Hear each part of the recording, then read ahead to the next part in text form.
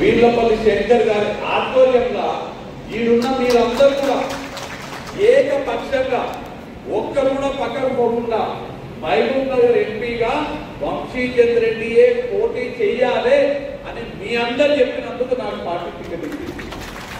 మీరు ఉన్నటువంటి వేదిక మీద ఉన్నటువంటి నాయకులు కానీ ఇక్కడ కూర్చున్నటువంటి వాళ్ళు కానీ వేరే పేరు ఆలోచన కూడా చేయలేదు, వేరే ఏం ఆలోచన చేయలేదు. అందరూ ఏకపక్షంగా వంశీచంద్ర రెడ్డి ఎంపీగా పోటీ చేయాలని మీరు భావించారు.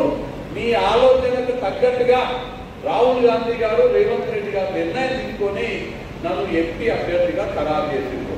అంటే నాకు ఇవాళ కాంగ్రెస్ పార్టీ టికెట్ రానికే ఇక్కడ ఉన్నటువంటి నాయకులు మీరందరే కారణము. షాద్నగర్ ఉన్నటువంటి కాంగ్రెస్ పార్టీ కార్యకర్తల కోరిక మేరకు కాంగ్రెస్ పార్టీ నాకు ఇవాళ ఎంపీ అభ్యర్థిగా నన్ను ఖరారు చేసింది. ఈ నేపథ్యంలో నేను మీ వద్దకు ఎందుకు వచ్చిందంటే మీ వల్లనే నాకు టికెట్ వచ్చింది, మీరే నన్ను ఎంపీగా పోటీ చేసేటట్టుగా చేసింది. కాబట్టి ఎవరైతే నాకు టికెట్ ఇప్పించిండ్రో నా గెలుపు బాధ్యత కూడా మీరే తీసుకోవాలని మిమ్మల్ని అందరినీ కోరనికే నేను ఇవాళ మీతో మాట్లాడాలనుకున్నాను. నేను ఇక్కడ ఉన్నటువంటి కాంగ్రెస్ పార్టీ నాయకులు కానీ కాంగ్రెస్ పార్టీ కార్యకర్తలందరికీ కూడా మనస్ఫూర్తిగా చేతులు జోడించి నమస్కరిస్తూ మిమ్మల్ని అందరినీ కోరుతున్నా, మీరు దయచేసి మీ వల్లనే ఇవాళ నేను ఎంపీగా పోటీ చేస్తున్నా, మీ మీద విశ్వాసంతో మీ మీద నమ్మకంతో నేను మన కల్వకుర్తిలో ఎమ్మెల్యేగా కూడా పోటీ చేయకుండా ఇవాళ ఎంపీగా పోటీ చేస్తున్నా.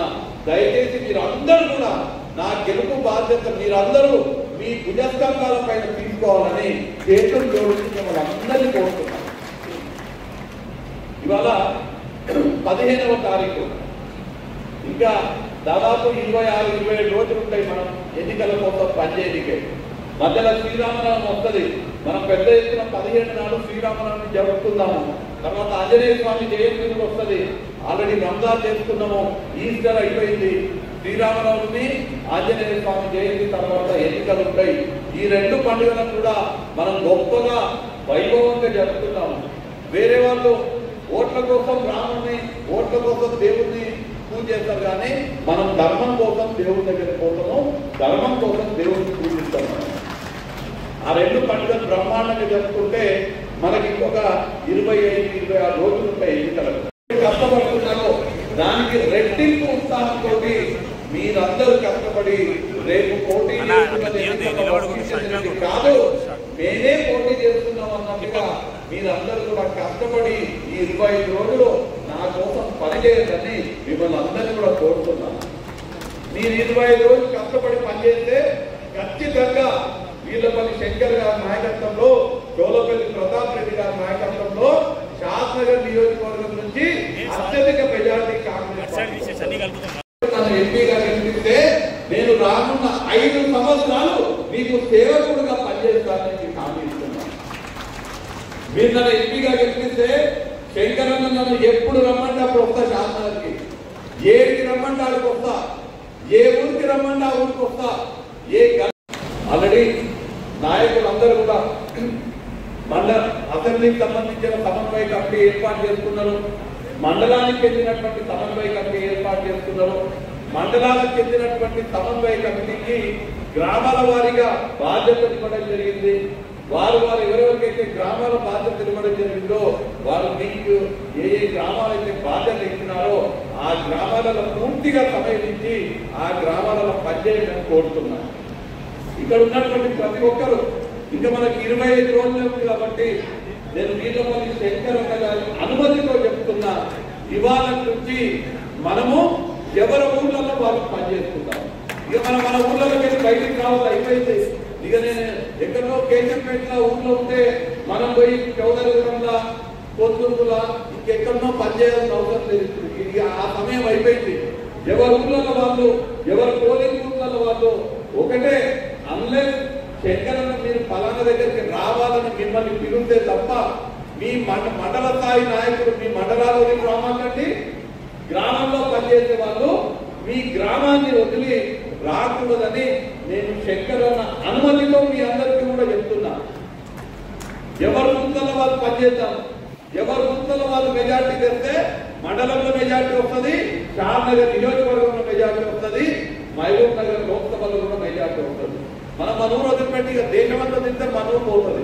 ఇక మనూరులో ఓటు రాకపోతే మనం ఏడదికు తేలినాము అంతే కదా. కాబట్టి మిమ్మల్ని కూడా మనస్ఫూర్తిగా కోరుతున్నా, మీకు ఇచ్చినటువంటి బాధ్యతలని పూర్తిగా నిర్వర్తించండి. ఏ గ్రామాలలో అయితే మనం రాజకీయాలు చేస్తున్నామో ఆ గ్రామాలల్లో మాక్సిమం ఓట్లు వచ్చేటట్టుగా ప్రయత్నం చేద్దామనే మాట తెలియజేస్తున్నాం. నాయకులు శంకరుని ఒక మంచి ఆలోచనతోటి ఎవరెవరైతే షాద్నగర్లో లేరో, హైదరాబాద్ లో ఉన్నారో వాళ్ళందరినీ కూడా ఐడెంటిఫై చేసి వాళ్ళందరినీ, ఎవరైతే మనకు ఓట్లు వేయాలనుకుంటున్నారో కానీ షాద్నగర్లో నివాసం ఉండలేరో, ఎవరైతే బయట ఉంటున్నారో మనం వాళ్ళందరినీ కూడా ఐడెంటిఫై చేసి వాళ్ళందరినీ ఎన్నికల రోజు రప్పించి వాళ్ళందరూ కూడా మనకు మద్దతుగా ఓటేసేటట్టుగా మనం బాధ్యత తీసుకున్నామనే మాట తెలియజేస్తున్నాం.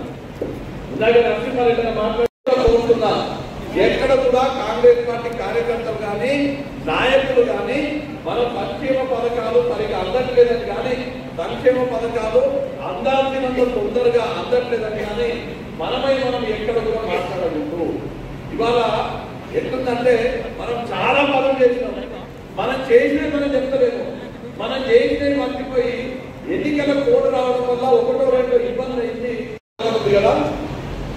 అందరూ ఏమంటున్నారు, బయటికి పోతే మనోళ్ళు కూడా రైతు బంధు వస్తలేదు, మొత్తం అయితే మంచిగా ఉంటుంది, రైతు బంధు వేయడం వల్ల మనకు వ్యతిరేకత వస్తుంది గ్రామాలని లేనటువంటి అసత్యపు ప్రకారం ఎవరో చేస్తుందో దాన్ని మనం కూడా పట్టుకుంటున్నాం. మనం డిఫెన్స్ లో పోతూ మనం అఫెన్స్ ఉండాలి. రైతు బంధు తెలంగాణ రాష్ట్రంలో ఇయ్యాలకి 92% మంది రైతులకి రైతు బంధు పడ్డది. 92%. ఇంకా కరెక్ట్ చెప్పాలంటే 92.17% మందికి రైతు బంధు పడ్డది. 1 ఎకరం వాళ్ళకి వేసినాం, తర్వాత 2 ఎకరాల వాళ్ళకి వేసినాం, 3, 4, 5 ఎకరాల వాళ్ళకి రైతు బంధు పూర్తిగా, అంటే 100 మంది ఉంటే 100 మందిలో 92.17% వేసినాం. మిగిలింది కేవలం 7.83% మాత్రమే. అంటే 100 మందిలో 7కి మాత్రమే రైతు బంధు పడలేదు. అది కూడా ఎందుకు, ఎన్నికల కోడ్ తొందరగా వచ్చింది కాబట్టి ఆ సమస్య వల్ల ఆ 7% రాలేదు. ఖచ్చితంగా మీరు అందరూ కూడా చెప్పండి, 72% బాధ్యత తీసుకుంటుంది. తర్వాత రేవంత్ రెడ్డి గారు చాలా స్పష్టంగా చేవేళ్ల సభలో చెప్పిండ్రు, సోనియా గాంధీ ఏదన్నా మాట చెప్పిందంటే బాహుబలి చూసిండ్రా మీరు? బాహుబలి ఎంతమంది చూసిండ్రు? ఉంటే బాహుబలి రేపు ఎవరు ఉండదా? కుటుంబాలు చెప్పండి. రాజమాత ఉంటుంది కదా, రాజమాత అంటే అర్థమవుతుంది లేదేమో, నాకు పేరెంట్స్ రమ్యకృష్ణ అంటే గుర్తుపడుతుంటారు కదా. రమ్యకృష్ణ చూసిండ్రా? ఇక రమ్యకృష్ణ అంటే గుర్తుపడుతుంటారు. రాజమాత ఏదైనా చెప్తే ఏమంటారు, శిలాశాసనం అంటారు కదా. రాజమాత ఏం చెప్తే అదే కావాలి శాసనం.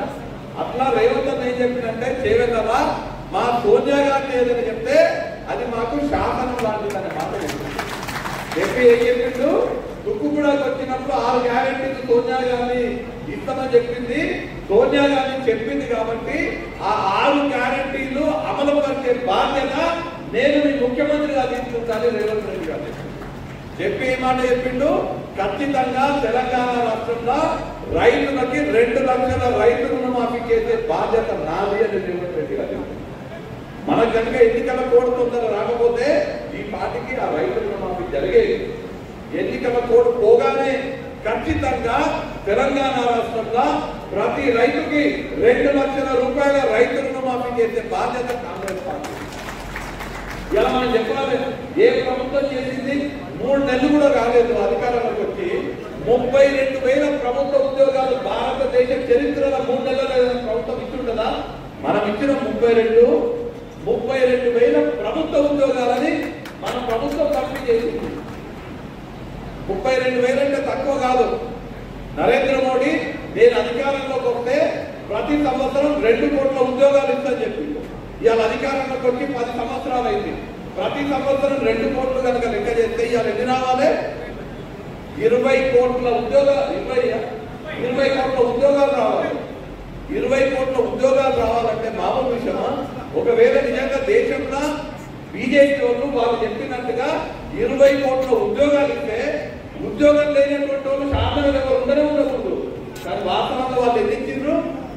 రేవంత్ రెడ్డి గారు ఎంపీకి ఒక ప్రశ్న అడిగారు పార్లమెంట్ లో, మీరు అధికారంలోకి వచ్చినాక ఈ మూడు వరకు ఎన్ని ఉద్యోగాలు భర్తీ చేసిందని. వాళ్ళు ఇచ్చిన సమాధానం ప్రభుత్వమే పార్లమెంట్ లో మన ముఖ్యమంత్రి మన 8,000 ప్రభుత్వ ఉద్యోగాలు ఇచ్చిండ్రు, మనం ఇంకా 1,00,000 ఉద్యోగాలు ఇవ్వడానికే కాంగ్రెస్ ప్రభుత్వం సిద్ధంగా ఉన్నది. డిఎస్సీ వేసినాము, గ్రూప్ 1 నోటిఫికేషన్ వేసినాము. ఇన్నేళ్లలో ఎవరు చేయండి మన కాంగ్రెస్ ప్రభుత్వం చేసింది. 10 ఏళ్లలో గవర్నమెంట్ ఉద్యోగస్తులకు జీతం వస్తుందా రాదా, ఎప్పుడు వస్తుందా రాదా అనేది తెలియదు. కానీ ఎన్ని ఇబ్బందులు ఉన్నా ఇవాళ కాంగ్రెస్ ప్రభుత్వం ప్రభుత్వ ఉద్యోగస్తులకి 1వ తారీఖే జీతం ఇస్తున్నారు. రాష్ట్రంలో ఉన్నటువంటి మహిళలందరూ ఫ్రీగా బస్సులలో ప్రయాణం చేస్తున్నారు. ఇంతకుముందు ఎవరికైనా ఏదైనా ఆపద వస్తే గవర్నమెంట్ హాస్పిటల్ ఏమో చక్కగా లేవు, ప్రైవేట్ హాస్పిటల్ పోతేనేమో లక్షలు ఖర్చు చేయాలి. పైసలు లేక ఎవరికైనా గుండె జబ్బు వచ్చినా కానీ యాక్సిడెంట్ ఏదైనా కాంగ్రెస్ ప్రభుత్వం. మనం అధికారంలో ఉన్నప్పుడు సిలిండర్ రేట్ 400 ఉండేది, బీజేపీ వాళ్ళు వచ్చినాక 1200 అయింది. ఇవాళ వల్ల మీరందరూ కాంగ్రెస్ పార్టీకి పనిచేసి చేయి గుర్తు కొట్టేస్తే శంకరన్న ఎమ్మెల్యే అయిండు, శంకరన్న పోయి ఓటేస్తే రేవంత్ అన్న ముఖ్యమంత్రి అయిండు. రేవంత్ అన్న ఇవాళ 1200 ఉన్న సిలిండర్ ని 500 రూపాయలకు మనం సిలిండర్ ఇస్తున్నాం. కొంతమందికి ఆ డబ్బులు పడతలేవు మన మహబూబ్నగర్ జిల్లాలో, ఎందుకంటే ఎమ్మెల్సీ కోడ్ మొదలొచ్చింది. ఎంపీ కోడ్ కన్నా ఎమ్మెల్సీ కోడ్ మొదలు రావడం వల్ల ఆ 0 బిల్లులు కానీ ఆ సిలిండర్ కానీ ఇబ్బంది ఉంది. ఎవరు కూడా కరెంటు బిల్లు కట్టాల్సిన అవసరం, సిలిండర్ 500 రూపాయలు అనేది ముఖ్యమంత్రి గారు చాలా స్పష్టంగా చెప్పారు. ఇన్ని పనులు చేస్తున్నాం మనం. అన్నింటికన్నా ముఖ్యంగా అంతకుముందు అసలు గవర్నమెంట్ ఉన్నట్టే లేకుంటే, ఏదో ఒక రాజరిక పాలన జరుగుతున్నట్టుండే. మీకు ఎవరికైనా ఊళ్ళో ఎవరికి ఏ సమస్య ఉన్నా మీరేదైనా కాయలు తీయాలంటే ఏడుకోవాలో తెలిసేది కాదు, మంత్రులు దొరికేటోడు కాదు, ముఖ్యమంత్రి ఏడుంటాడో స్థాయి పట్టుకునేటోడు మంచిగా, ఎమ్మెల్యేలు దొరికేటోళ్ళు కాదు. ఏదైనా సమస్య మీద కొట్లాడదామంటే ఎప్పుడైనా ధర్నాలు చేయించి రమణని, ఏదైనా ప్రోగ్రామ్ ఉందంటే వీళ్ళందరూ ఏడుండేటోళ్ళు పోలీస్ స్టేషన్ ఉండేటోళ్ళు. అవునా? కార్యకర్తలు ఏదైనా రైతులకు ఏదైనా ఇబ్బంది అయ్యి, జర్నలిస్టులకు ఏదైనా ఇబ్బంది అయ్యి, పేదలకు ఏదైనా ఇబ్బంది అయ్యి, పెన్షన్లు రాక, రేషన్ కార్డు లేక, పథకాలు రాక, ఏదైనా ఎవరికన్నా రిప్రజెంటేషన్ ఇద్దాము, మంత్రి వస్తుందో షాద్నగర్కి మంత్రిని కలుద్దామంటే కలవరించేటోళ్ళు కాదు.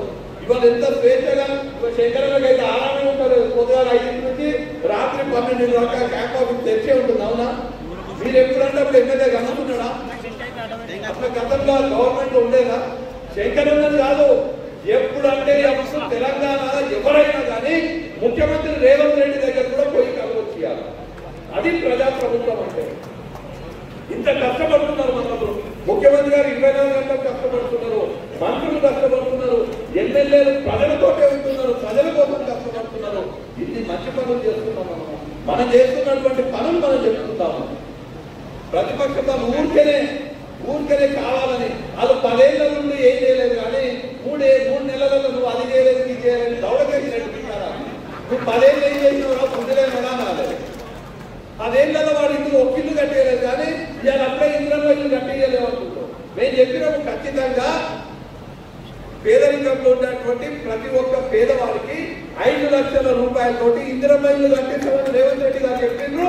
భద్రాచలంలో ప్రారంభించారు.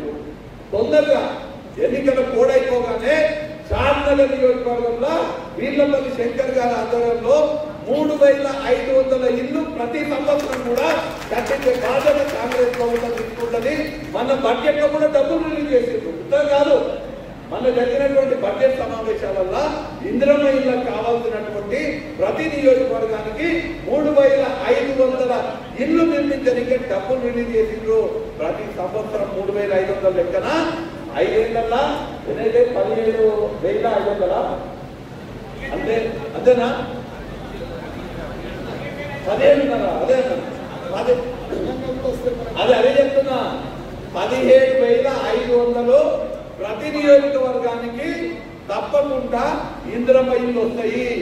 అయితే షాద్నగర్ నియోజకవర్గానికి మీ శాసన సభ్యుడు మన ముఖ్యమంత్రికి అత్యంత సన్నిహితుడైనటువంటి శాసన సభ్యుడు కాబట్టి ఆ 3,500 కాక అదనంగా ఎన్ని ఇల్లు కావాలంటే రేవంత్ అన్న మా శాసనసభ్యుడికి కావాలంటే కాదనకుండా చేస్తాడు. కాబట్టి మీకు అదనంగా మరిన్ని ఇల్లు కూడా ఉంటాయి.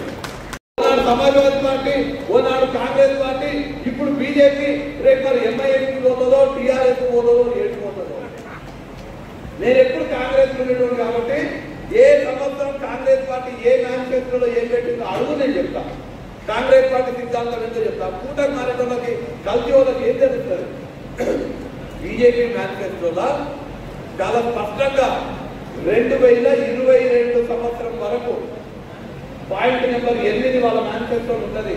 2022 వరకు దేశంలో ఇల్లు లేని పేదోడు లేకుండా చేస్తామని బీజేపీ మేనిఫెస్టో ఉంటుంది. ఉన్నదా? అయిందా? అట్లయితే మనం డబుల్ ఇల్లు ఎందుకు ఇస్తాం, ఇల్లు ఎందుకు ఇస్తాం? ఒక్కొక్క నియోజకవర్గం ప్రతి సంవత్సరం 3500 ఇల్లు ఎందుకు ఇస్తాము? భారతీయ జనతా పార్టీ చెప్పినటువంటి మేనిఫెస్టోలా వాళ్ళు చెప్పింది ఏదో ఒకటి కాలేదు. ఇలా డీకేఆర్ వచ్చాడు, మీ 6 గ్యారెంటీలు ఏమైనా, మీరు 15 లక్షలు ఇస్తున్నారు అకౌంట్ లో, ఏమైంది? నల్లధనం మొత్తం తీసుకొస్తున్నారు, ఏమైంది? ఏం చేసిండ్రు? మీరు ప్రతి పేదవాడికి 2022 వరకు ఇల్లు కట్టిస్తామన్నారు, ఏమైంది? రైతులకి ఆదాయాన్ని రెట్టింపు చేస్తామన్నారు, ఏమైంది?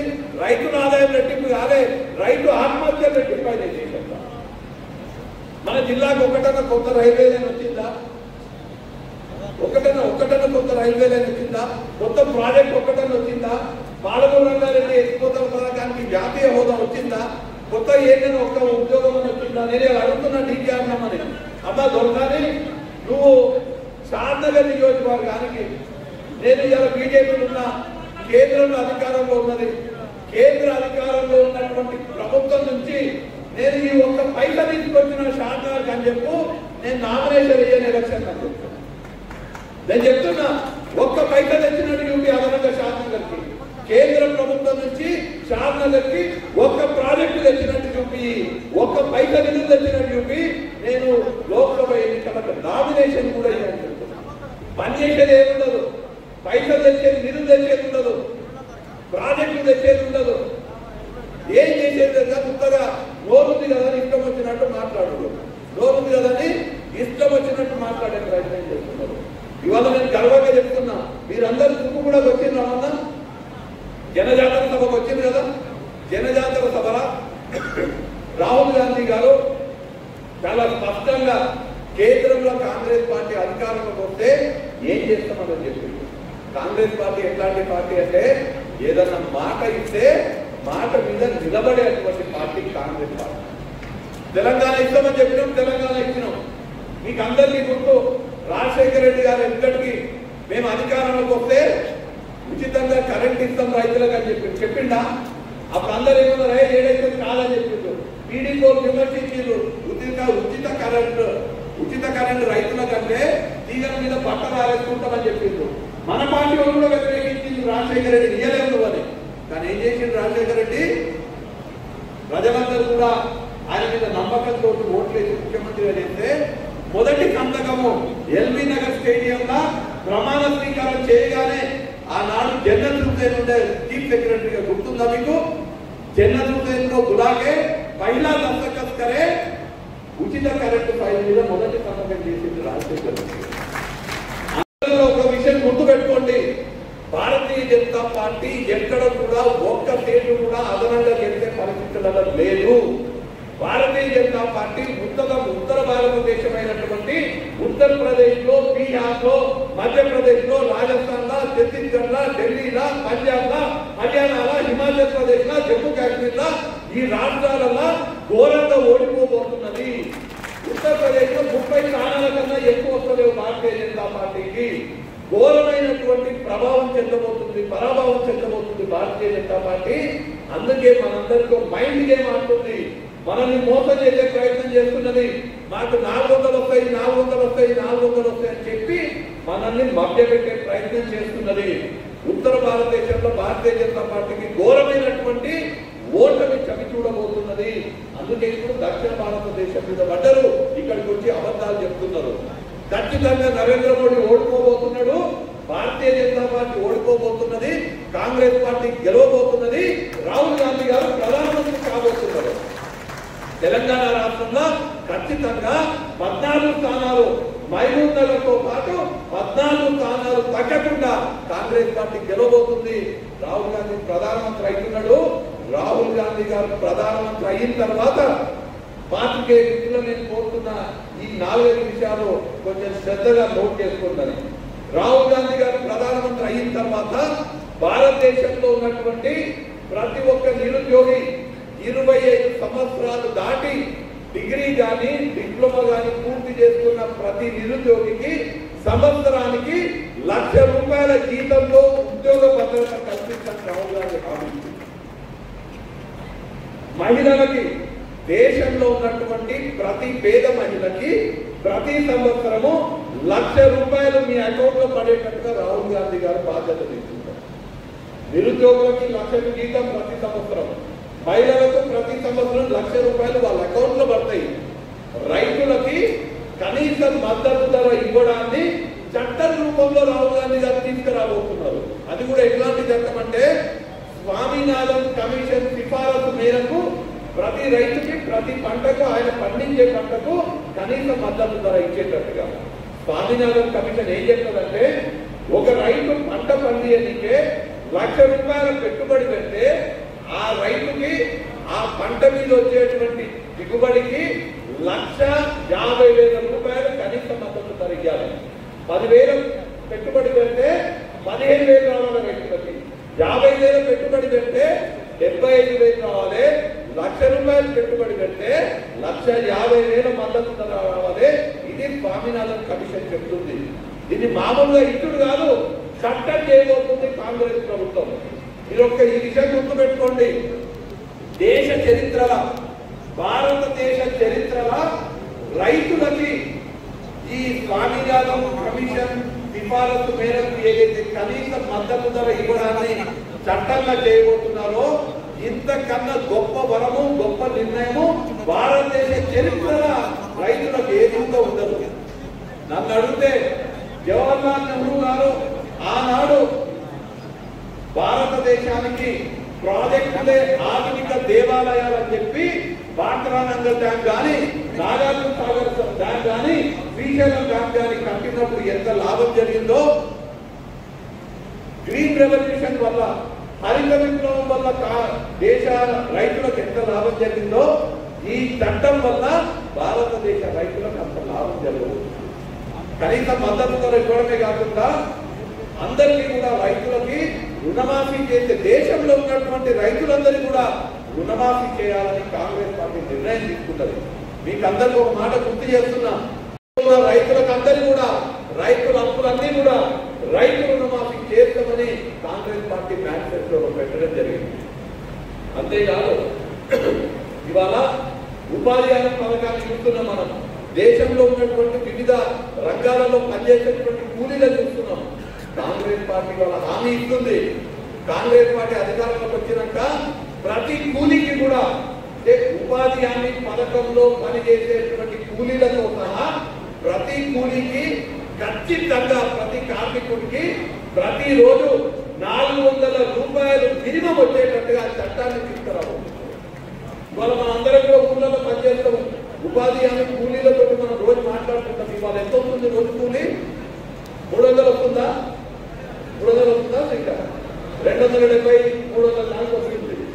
కానీ కాంగ్రెస్ పార్టీ అధికారంలోకి వచ్చిన తర్వాత ₹400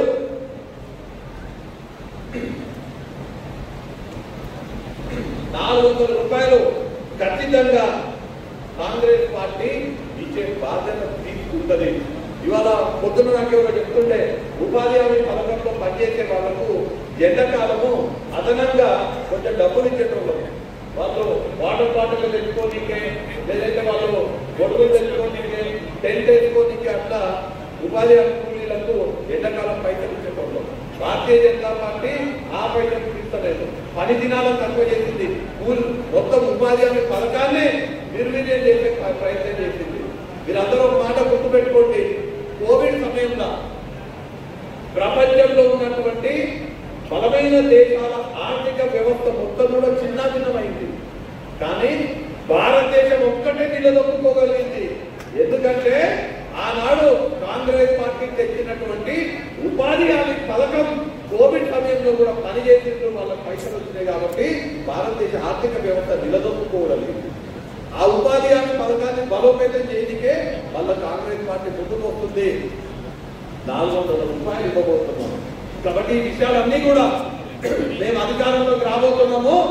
రాహుల్ గాంధీ ప్రధానమంత్రి అవుతున్నాడు. రాజ్యాంగాన్ని పరిరక్షించబోతున్నాము.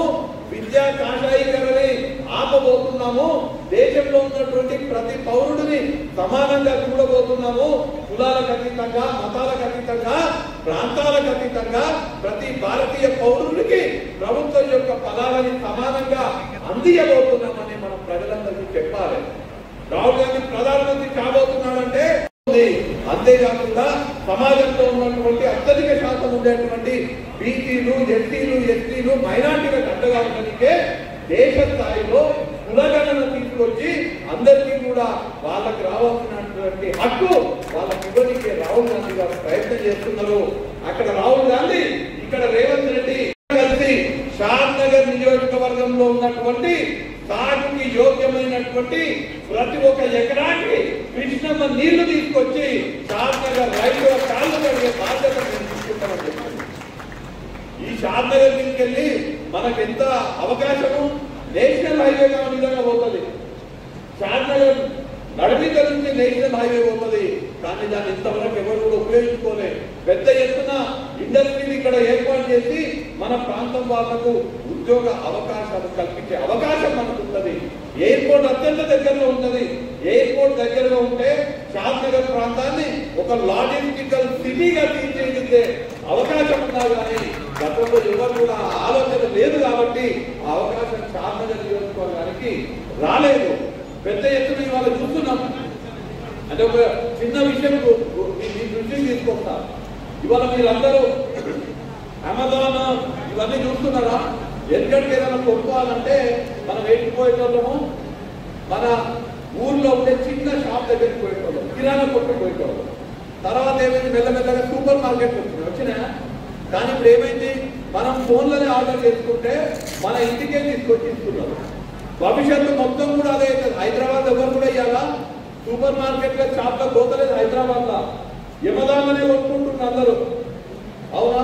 ఏమైనా తినాలంటే స్విగ్గీలో ఆర్డర్ చేసుకుంటున్నారు.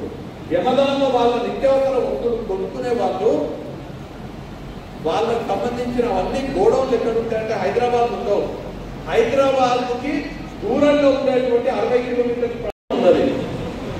నా దృష్టిలో ఒకవేళ నిజంగా మనం సరిగ్గా అవకాశాన్ని వినియోగించుకుంటే షాద్ నగర్ నియోజకవర్గ రూపురేఖలే మారిపోతాయి.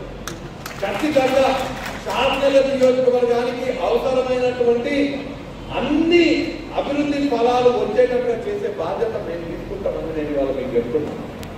మీకు మంచిగా పనిచేసేటువంటి ఎమ్మెల్యే ఉన్నాడు. ఆ ఎమ్మెల్యేకి సహకరించేటువంటి మంచి నాయకులు ఉన్నారు షాద్ నగర్ లో. మేమందరం కలిసి షాద్ నగర్ రూపురేఖలు మారుస్తాము అనే మాట తెలియజేస్తూ ఇంకా ఎక్కువగా మాట్లాడకుండా నేను మిమ్మల్ని అందరినీ కూడా దయచేసి మీరందరూ కూడా రానున్న 25 రోజులు నా గెలుపు కోసం మీరందరూ కూడా కష్టపడి పనిచేయండి. మిమ్మల్ని అందరినీ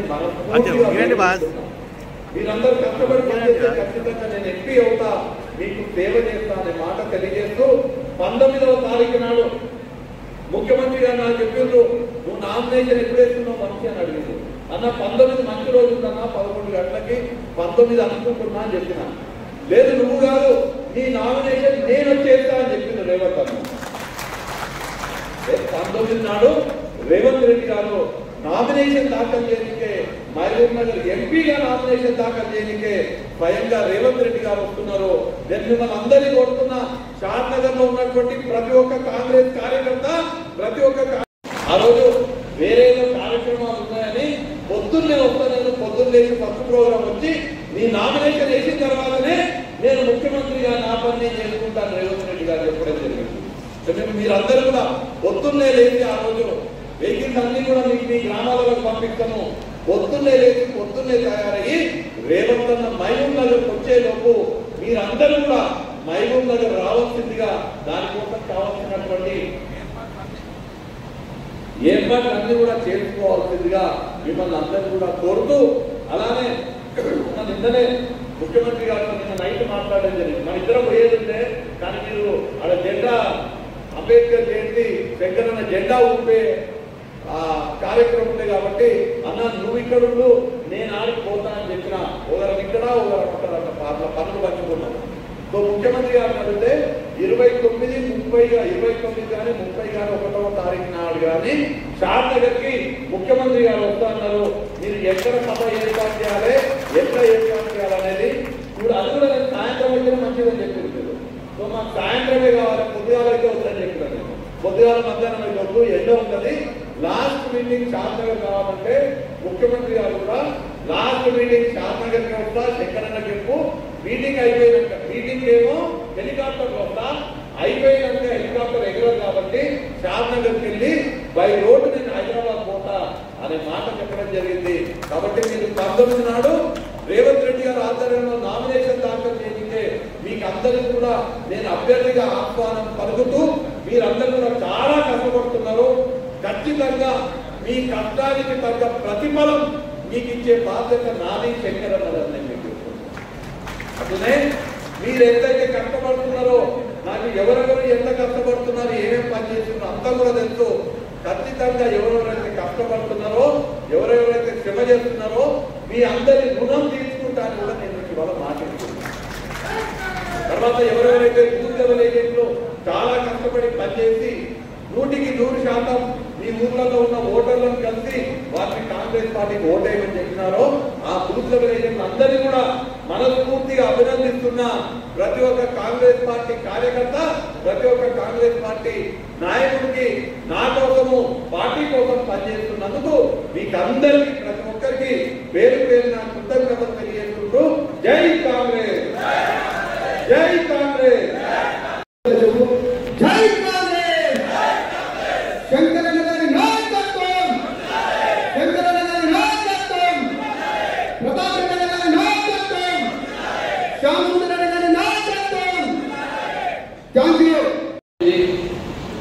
ఓటు ఎదుర్కోవాలి, మన ఎంపీ అభ్యర్థిని గెలుపుకోవాలి. ఇదే సారాంశం. ఎంత చెప్పినా ఎక్కడికి వెళ్ళి ఇక్కడ చెప్పినా ఇక్కడికి వెళ్ళి అక్కడ చెప్పినా జరగబోయేది అదే, జరిగేది అదే. మరి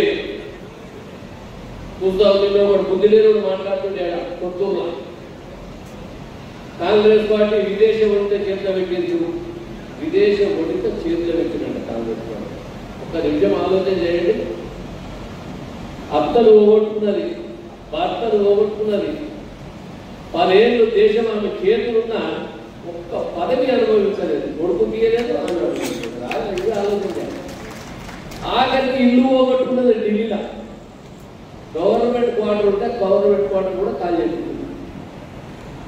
దేశం కొరకు ఎక్కడో పుట్టిన ఆ తల్లి ఇప్పుడు వచ్చి మన దేశానికి సేవ చేయాల్సిన అవసరం వచ్చి చేస్తా ఉన్నాడు.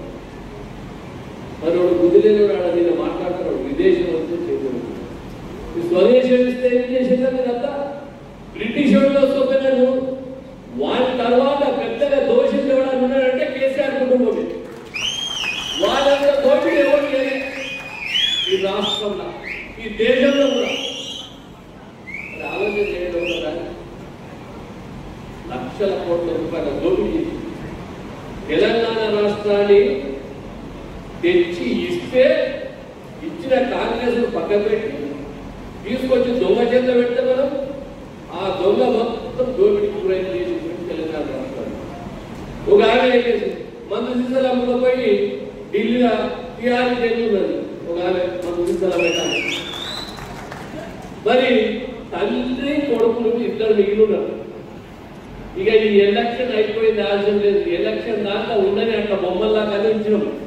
ఎక్కువ మాట్లాడుతున్నారు, ఎక్కువ మాట్లాడేదంతా ఎలక్షన్ తెల్లా చూపిస్తారు. ఇద్దరికి సెలవు జైల్లో డబల్ బెడ్రూమ్ అని చెప్పింది రేవంత్ రెడ్డి గారు.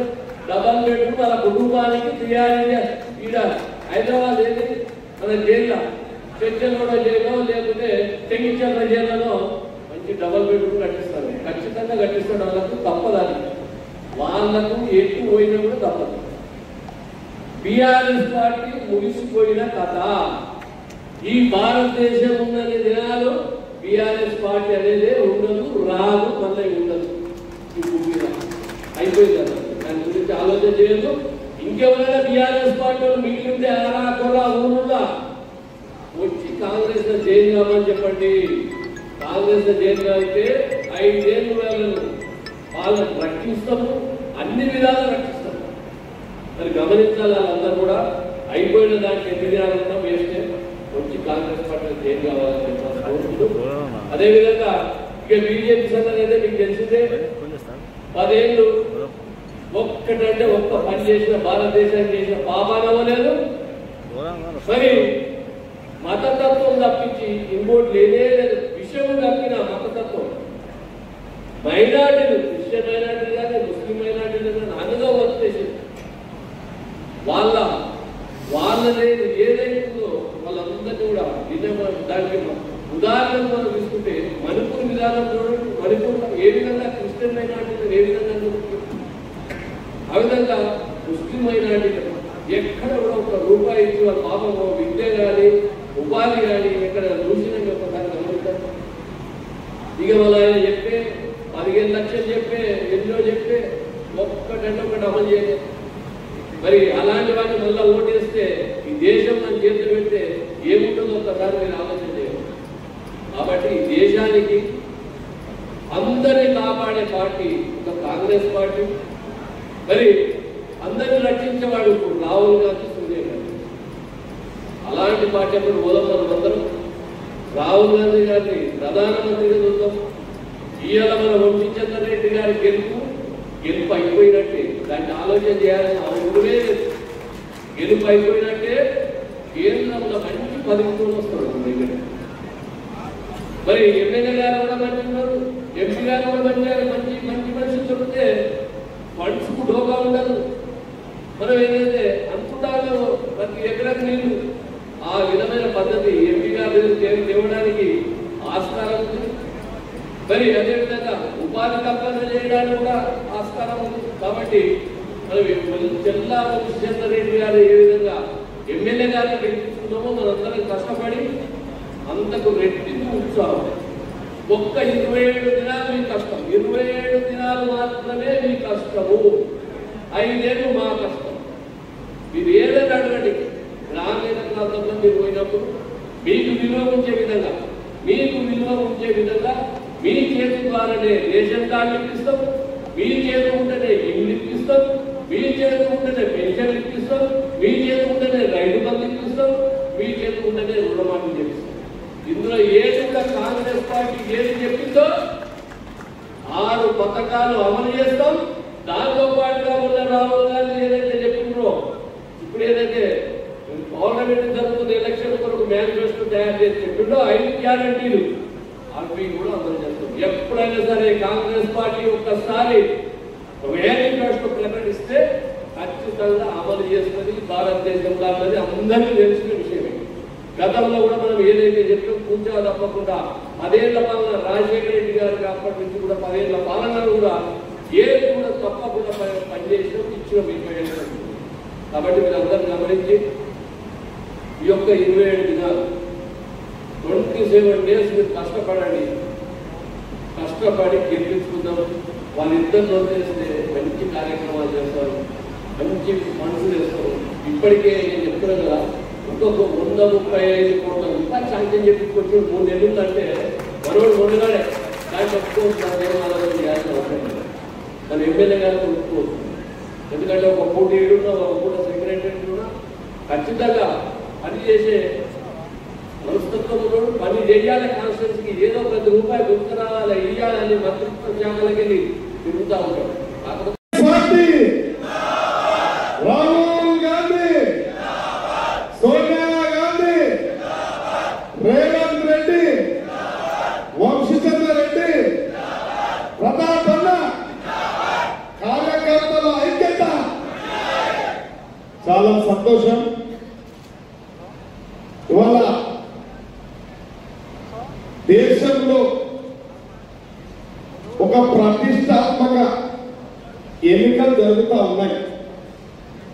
ఈ ఎన్నికలు ఆషామాషి కాదు కాబట్టి ఎమ్మెల్యే ఎన్నికల కంటే చాలా శ్రద్ధతో చేసే ఎన్నికలు కాబట్టి మనమందరం కూడా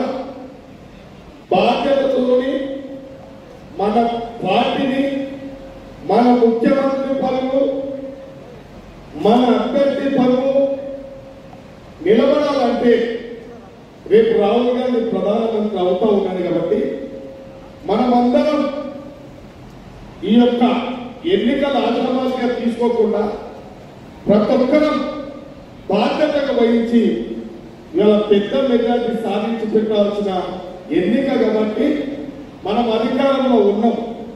వర్షకాలం నుంచి కాంగ్రెస్ పార్టీ అత్యంత బలహీనంగా ఉంది. ప్రతి కాంగ్రెస్ కార్యకర్త ఈ దుర్మార్గమైన పార్టీని, ఒక దౌర్జన్యంతో పరిపాలించిన పార్టీని, ఒక నియంత్రణతో పరిపాలించిన పార్టీని పారదోలడంలో మీ కృషి, మీ శ్రద్ధ, మీ పోరాటం ఉంది కాబట్టి ఈయన శాసన నియోజకవర్గంలో కూడా కాంగ్రెస్ పార్టీ జెండా ఎగరవేయడంలో ముఖ్య పాత్ర కలిగిన కాంగ్రెస్ కార్యకర్తలకు నేను శిరస్సు నుంచి నమస్కారం చేస్తాను. మిత్రులారా, మన మహబూబ్నగర్ జిల్లా వలసల జిల్లా, పేద జిల్లా.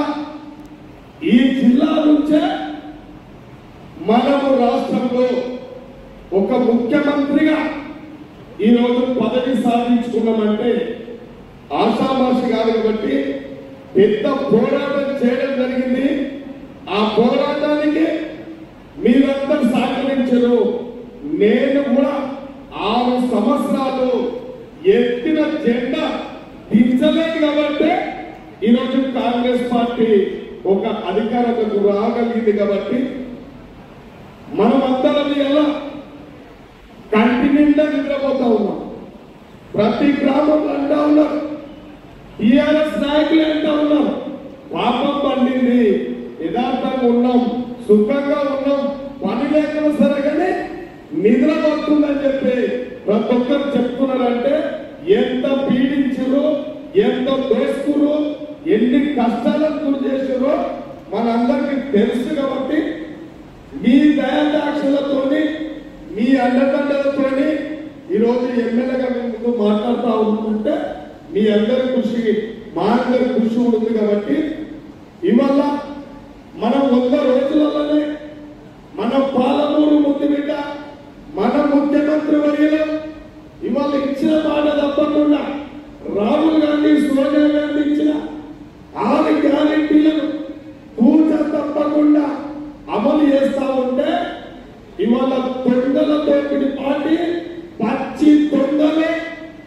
ఆందోళన నైబద్ధంగా అన్నట్టుగా ఈ రాష్ట్రాన్ని అన్ని విధాలు దోచుకొని ఇవాళ దౌర్జన్యం, అవినీతికి పాల్పడ్డ పార్టీ అలా దిక్కు తోచని స్థితిలో ఉందంటే ఇవాళ రాష్ట్ర ముఖ్యమంత్రి వర్యులు ఎంత పని చేస్తుందో మనందరికీ తెలుసు, మీ అందరికి తెలుసు కాబట్టి ఇవాళ దేశంలో ఒక మతశక్తి పార్టీ ఈ దేశాన్ని పరిపాలిస్తుంది.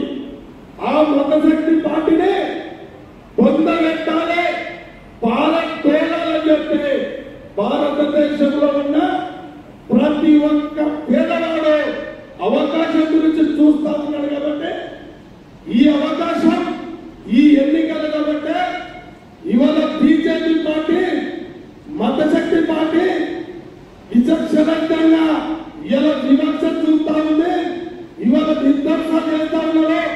మతాల మధ్యన చించు, ప్రాంతాల మధ్యన చించు, కులాల మధ్యన చించు పెడతా ఉంది కాబట్టి ఇవాళ ఉత్తర భారతదేశం కాంగ్రెస్ వైపు ప్రజలు మళ్ళీ కాబట్టి దక్షిణ భారతదేశంలో ఏమైనా అవకాశం ఉన్నదేమో అని చెప్పి బీజేపీ పార్టీ చూస్తుంది కాబట్టి మనమందరం కూడా ఇవాళ శ్రద్ధ వహించి మన పార్టీకి ఇవాళ మంచి వ్యక్తిని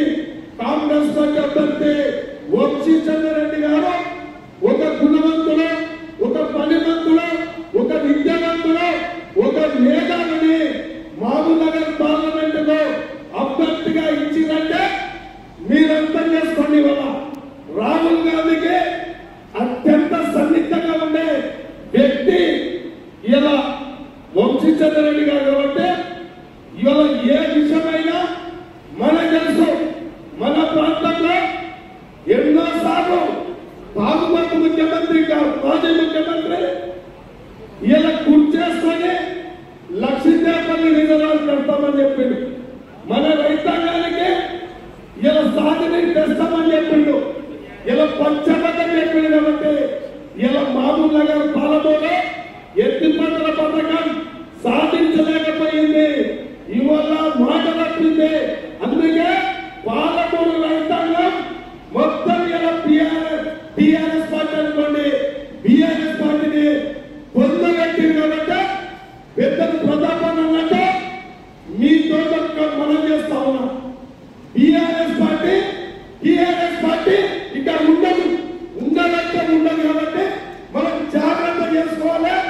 వాళ్ళు చేసిన పాప పనులు, వాళ్ళు చేసిన దుర్మార్గం, వాళ్ళు చేసిన దౌర్జన్యాలు, వాళ్ళు చేసిన అవినీతికి ఇలా చరమగీతం పాడి తెలంగాణ ప్రజలు. కాబట్టి మీరందరూ అర్థం చేసుకోండి.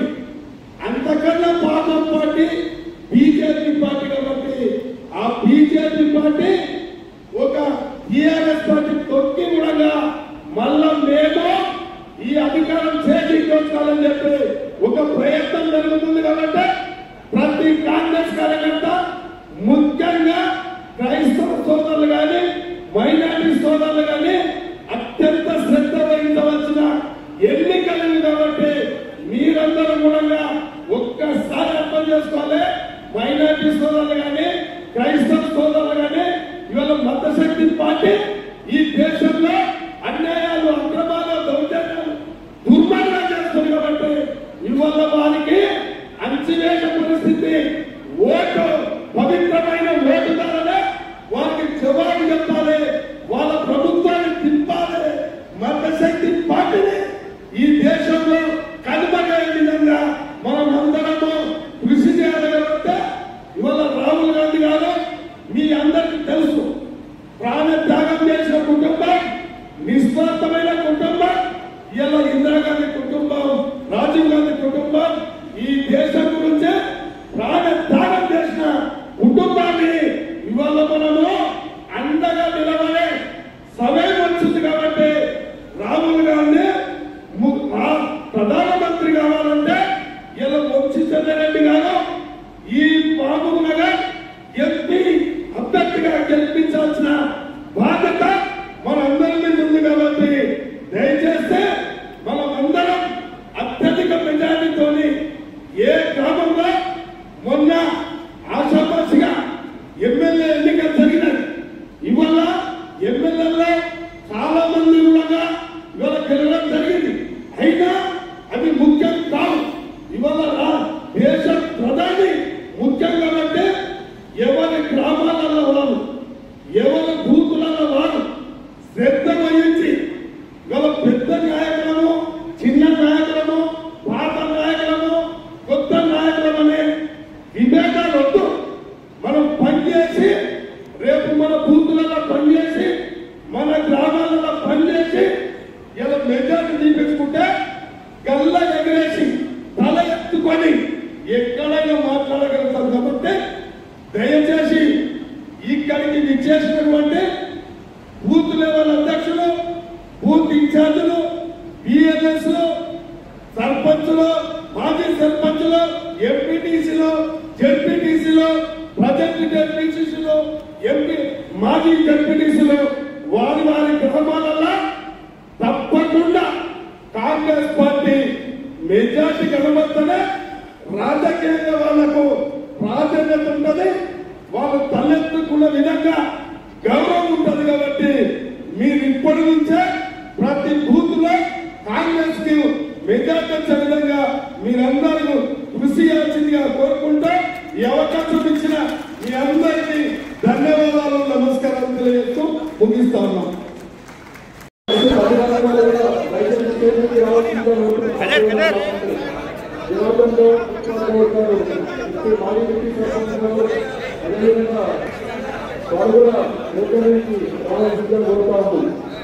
ఇక్కడ అయిపోయింది. అదే బీజేపీ జాయిన్ తర్వాత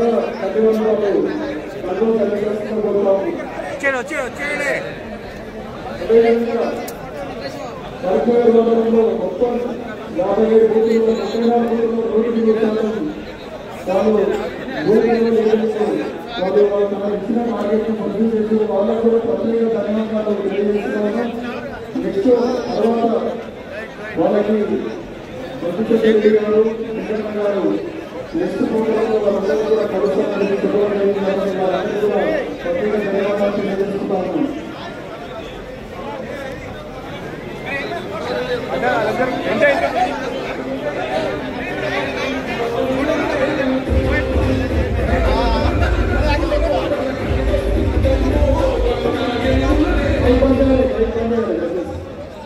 ఇప్పుడు